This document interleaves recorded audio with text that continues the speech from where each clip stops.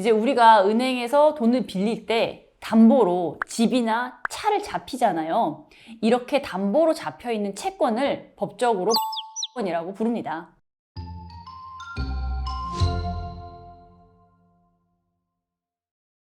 안녕하세요. 회생이 다비지의 이미지 변호사입니다. 오늘은 제가 개인회생 상담을 하면서 정말 많이 받는 질문 중에 하나인 별채권에 대해서 최대한 쉽게 설명을 해드리려고 합니다. 개인회생에 관심이 있으신 분들의 경우에는 별채권에 대해서 한 번쯤 들어는 보셨을 텐데요. 별채권이라는 개념을 제대로 이해하고 계신 경우는 그렇게 많지 않은 것 같아요.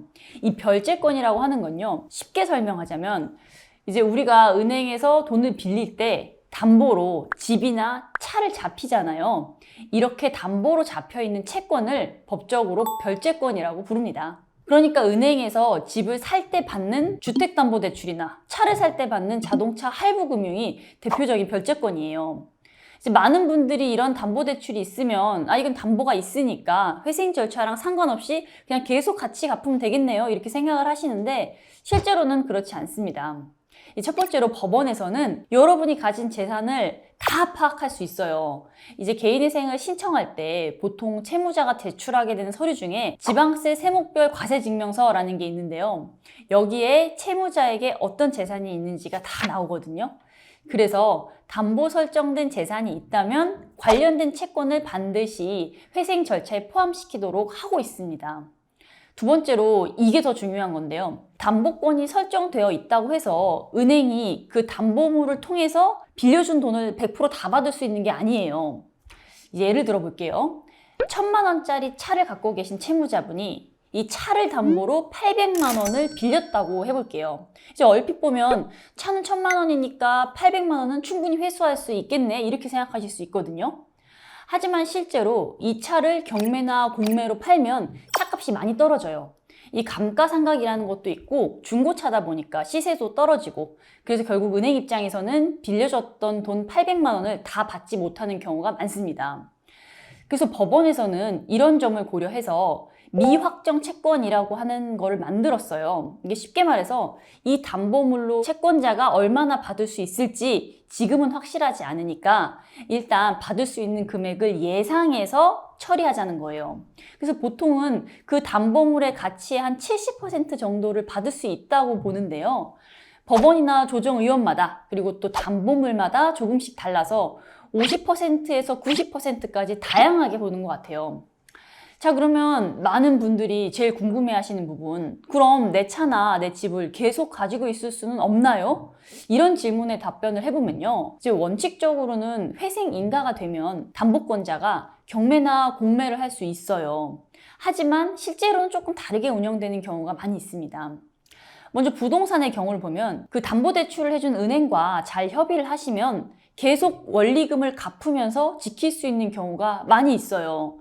다만 여기서 중요한 주의사항은요, 회생 신청하기 전에 은행 담당자랑 통화를 해서 원리금만 잘 내면 괜찮습니다 라고 약속을 받았더라도 회생이 시작된 이후에 그 담당자가 바뀌고 나의 채권도 다른 부서도 넘어가기 때문에 그 약속이 지켜지지 않는 경우가 있다는 점이에요.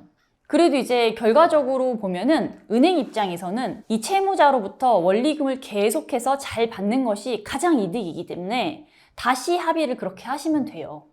그리고 자동차의 경우에는 또 좀 다릅니다. 이게 재밌는 게 은행 입장에서 보면 차를 공매로 팔면 가치가 너무 떨어져서 오히려 손해를 볼 수가 있어요. 특히 택시 같은 경우는 더더욱 그래요. 그래서 이 채무자분들이 원리금만 잘 내면 굳이 경매나 공매를 안 하는 경우가 꽤 있습니다. 하지만 여기서 정말 중요한 주의사항이 하나 있어요. 만약에 담보채권자가 신용대출도 같이 갖고 있다면 이때는 거의 무조건 매각 절차를 밟습니다. 자, 예를 들어서 어떤 은행에서 주택담보대출도 받으셨는데 또 신용대출도 받으신 경우라면은 이 담보가 충분해 보여도 거의 확실하게 매각된다고 보시면 됩니다. 자, 마지막으로 이 미확정 채권 처리에 대해서 설명을 드릴게요. 아까 말씀드린 것처럼 담보물로 얼마를 받을 수 있을지 모르니까 우리가 미확정이라고 했던 건데요. 이게 매각 절차가 끝나고 배당까지 다 되면 그때 확정이 됩니다. 보통 회생기간이 한 3년 되니까 그 안에는 거의 다 처리가 되는 편이에요. 자, 지금까지 설명해드린 내용을 다시 한번 정리를 해보면요. 자, 첫째, 담보채권도 회생 신청할 때 반드시 신고해야 합니다. 숨기면 안 돼요. 둘째, 담보권자와 미리 약속을 했더라도 무조건 믿으시면 안 됩니다. 셋째, 같은 은행에서 담보대출도 받고 신용대출도 받은 경우에는 거의 그 담보물이 매각된다라고 보시면 됩니다. 넷째, 미확정 채권이 나중에 확정이 되어야 면책도 받을 수 있으니까 이걸 잘 챙기셔야 합니다.